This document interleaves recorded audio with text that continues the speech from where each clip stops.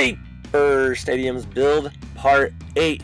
In this video I'm building the ramps that come out of the upper deck down to the concourse, and I'm building the roof that goes around the exterior of the upper deck. But what I'm really looking forward to talking about is how you folks can contribute to the building of Paper Wrigley Field. I've been building Paper Wrigley to look just as the real Wrigley Field looked during the 2019 season. However, there's one feature I want to include that was only seen on Wrigley Field for just a few days in 2016. Let me make sure to set the scene here, because you're either in the camp that doesn't know about the Cubs' 2016 World Championship, or you're in the camp that knows all about it and can't hear the story enough. You see, before 2016, the Cubs hadn't won a World Series since 1908. 1908. I was negative 81 years old. Theodore Roosevelt was president.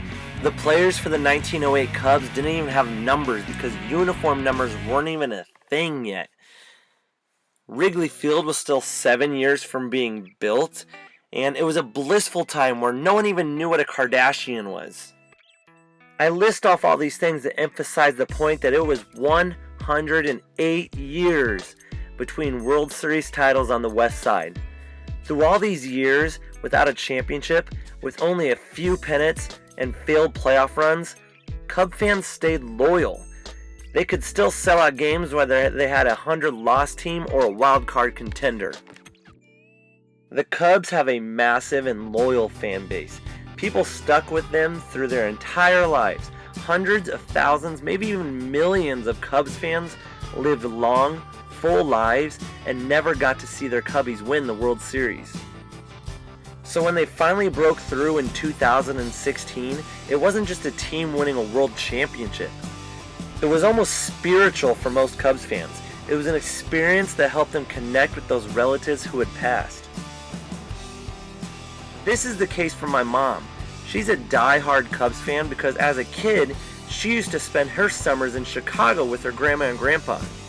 She'd tell stories of how he taught her to keep a scorebook while he complained about those bums losing another game. When the Cubs finally won that World Series, it brought tears to her eyes thinking about her grandpa and how much he would have loved to see it. With the Cubs' world title having such a deep personal connection for most Cubs fans, they celebrated in one of the coolest ways I've ever seen a fan base celebrate a championship. Fans flocked from all over the area to write the names of their loved ones on the exterior bricks of Wrigley Field. They honored those thousands and thousands of Cubs fans who stuck with their team through the decades, their entire lives, and never got to celebrate a championship.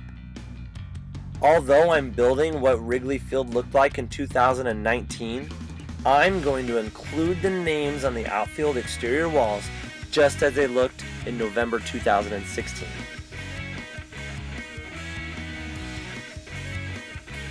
Here's the deal, and the whole point of this video.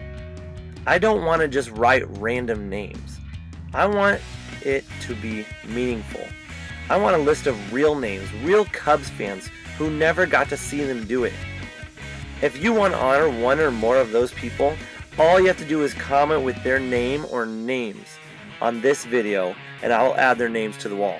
List off as many people as you'd like. You can also include little messages if you want.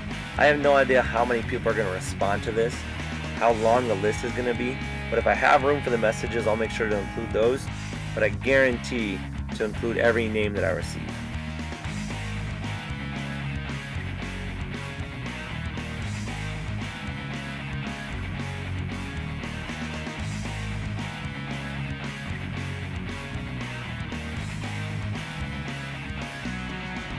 Whether you're one of Paper Stadium's first 100 followers, or you haven't even heard of me until you started this video, everyone is invited to send me the names of people they want to memorialize on the wall of the Paper Wrigley Field.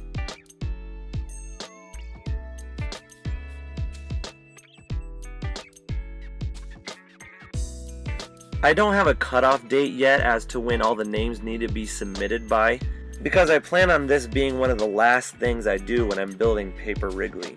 So it's still a month or two out. I'm doing this early so we can give it plenty of time to let it breathe and reach out to as many people as possible. Once I'm done with this part of the project, I'll make a video that slowly shows the whole wall so you can find the loved ones that you submitted to go on the wall of the Paper Wrigley Field.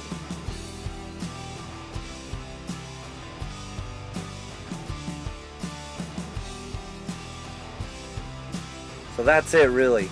Comment and honor as many people as you would like, and make sure to subscribe so that you see that final video with your loved one's name on the wall.